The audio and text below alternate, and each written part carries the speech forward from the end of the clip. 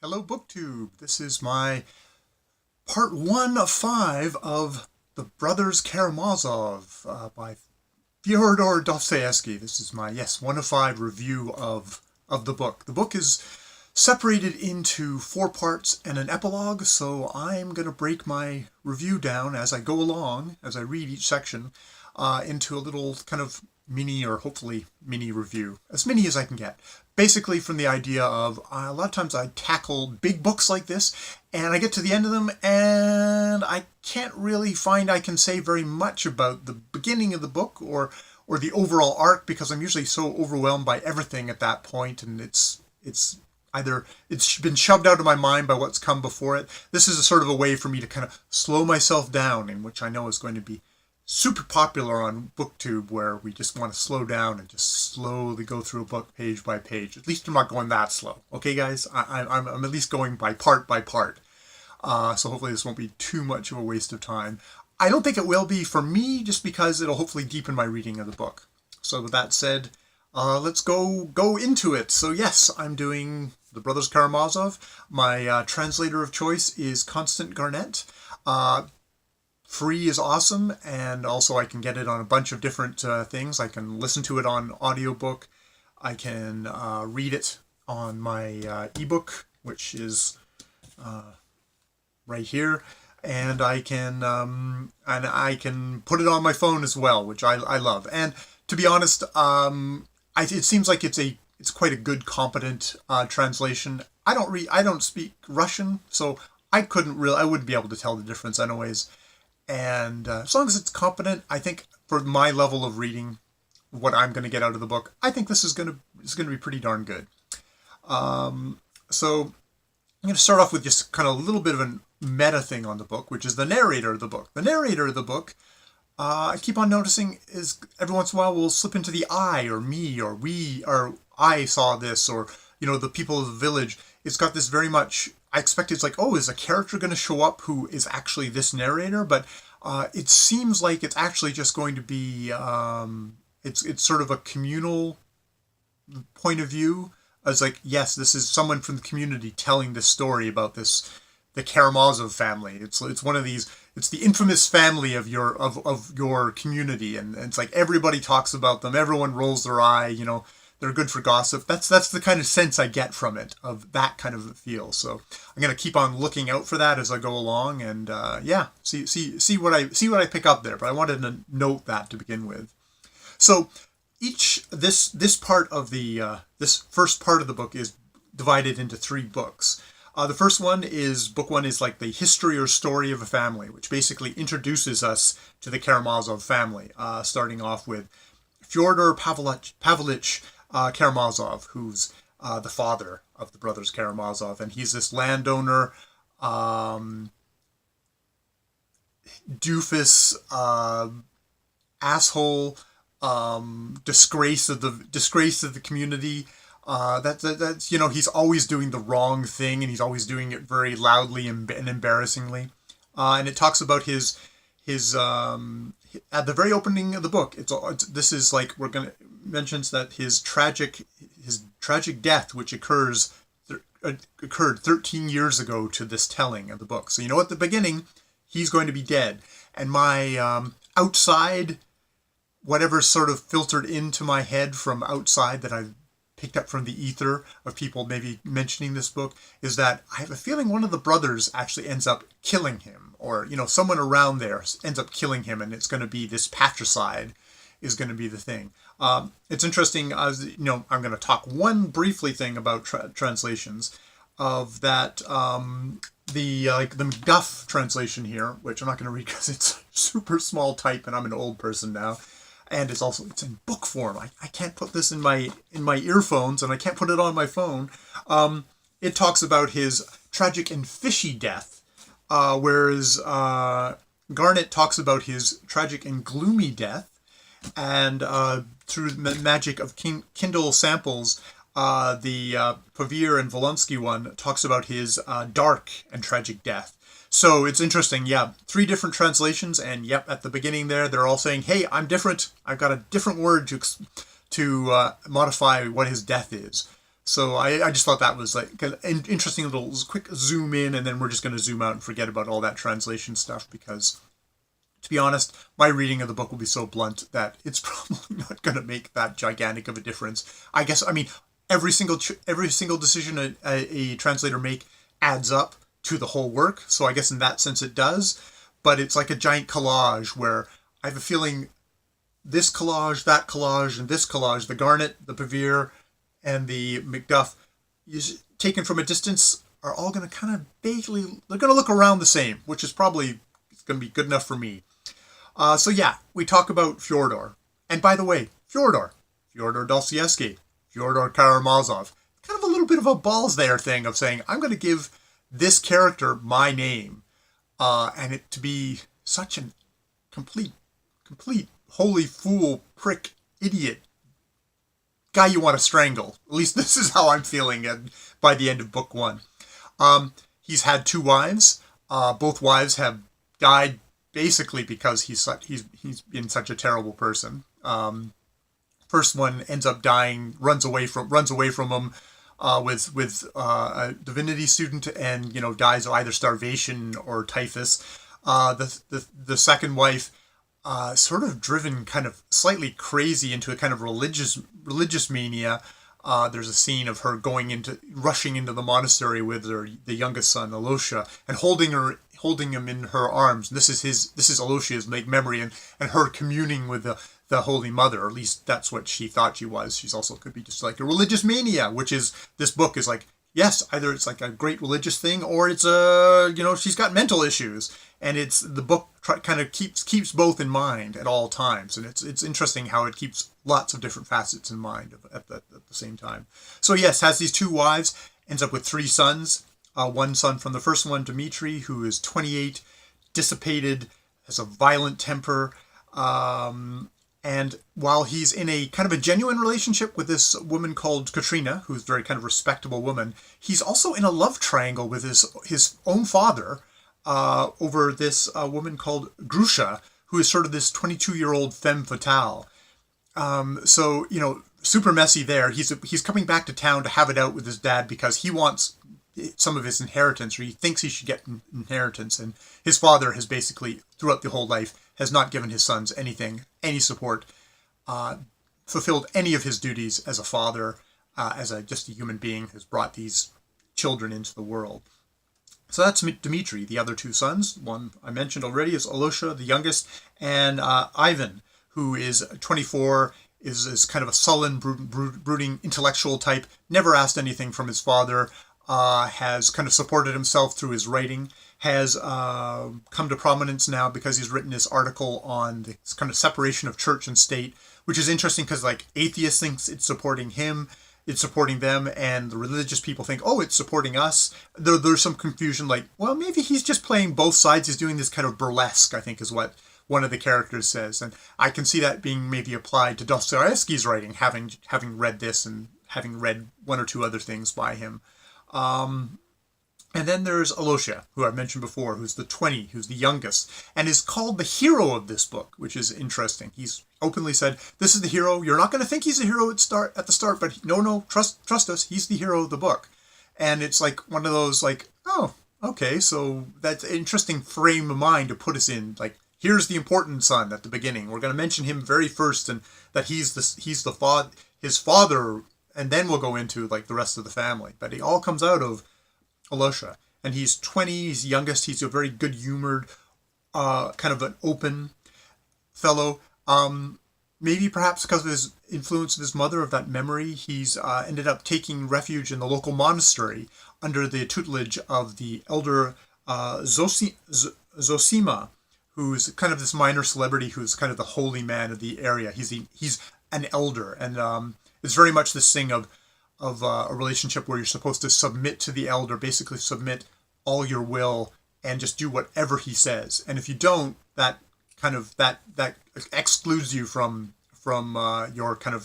your being able to be kind of being within the church. So it's a serious relationship, and that's what he seems to have gone into. He seems to have taken refuge in the monastery from the kind of the darkness. He says, I think the darkness of his soul and stuff like that. So which is interesting because he's got to be the lightest, kind of happiest, most open, seems most straightforward fellow in the book. Also the most religious, which is interesting in a way too. And there's an illegitimate son, but we'll get to him later. So yeah, that's sort of book one, is just sort of setting up all the players and stuff. Book two, we're actually we get into things. This is where it's called like the Inappropriate Gathering, and they get to get the brothers Karamazov and their father and this other landowner and thing all get together at the monastery to meet, under the auspices of the elder Zosima, to hopefully settle this dispute. It was kind of presented as the inheritance dispute between Dmitri and his father, but Dmitri comes late, and when he does come, it just blows up again, and it's more exacerbated, and nothing really comes of it except it just kind of explodes.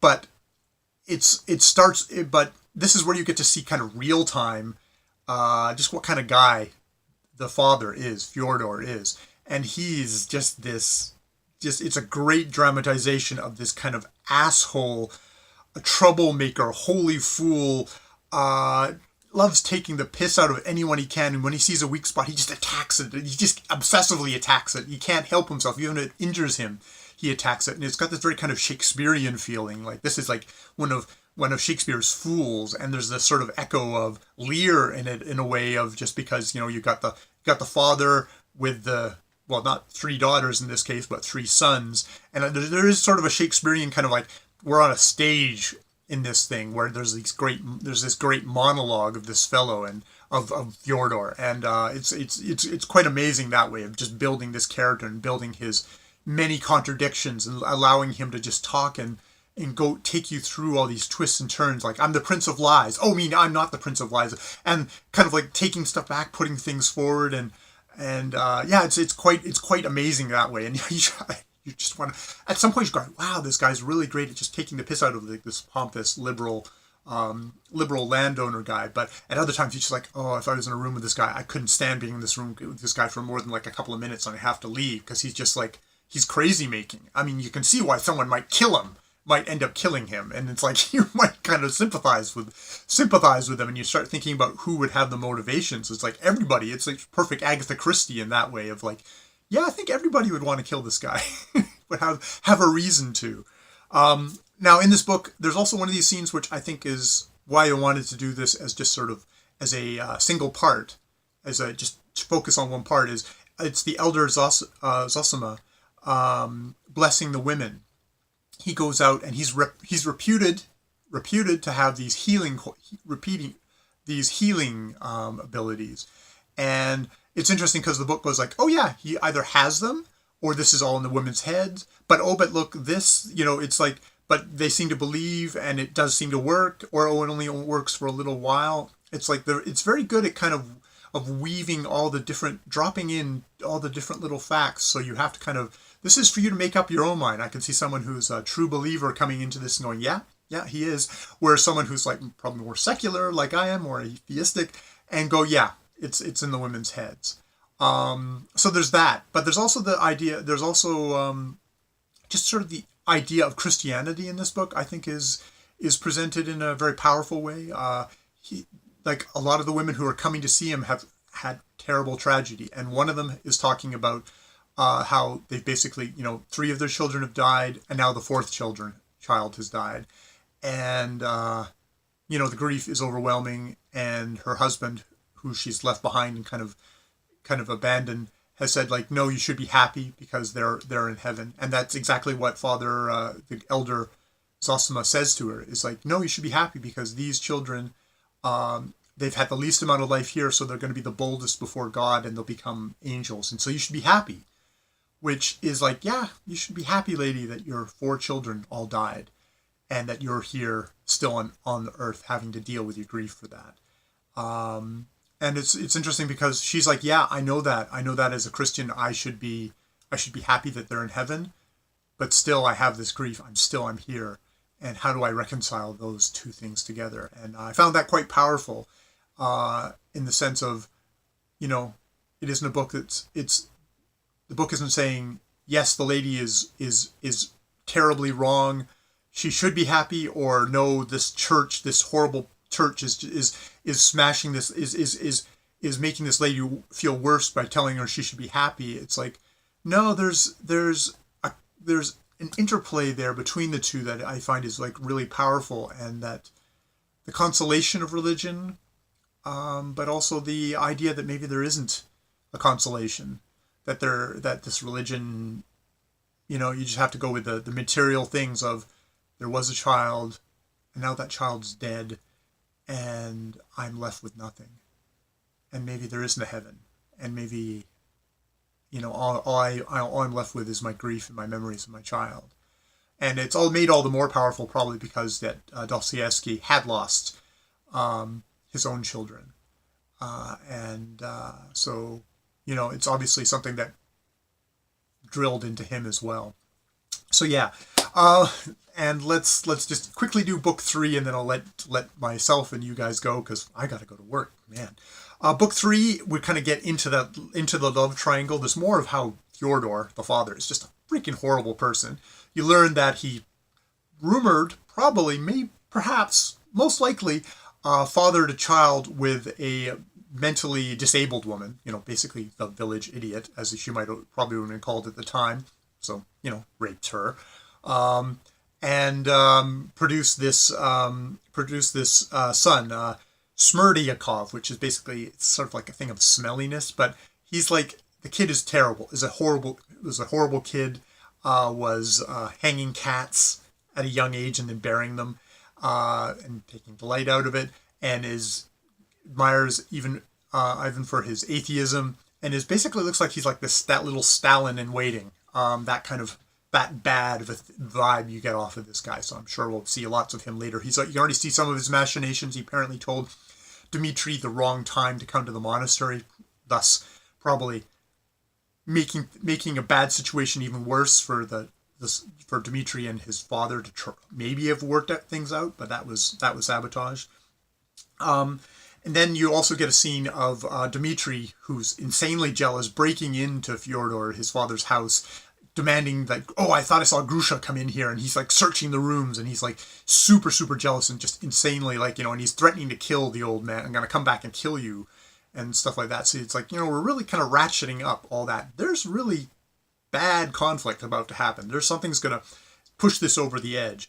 We also get a scene of Grusha humiliating Dmitri's fiance, Katrina, and she comes off really horrible in this scene. You're kind of like, well, this is the woman that these two men are fighting over. What kind of fools are they? Or what, this is not going to be a great situation.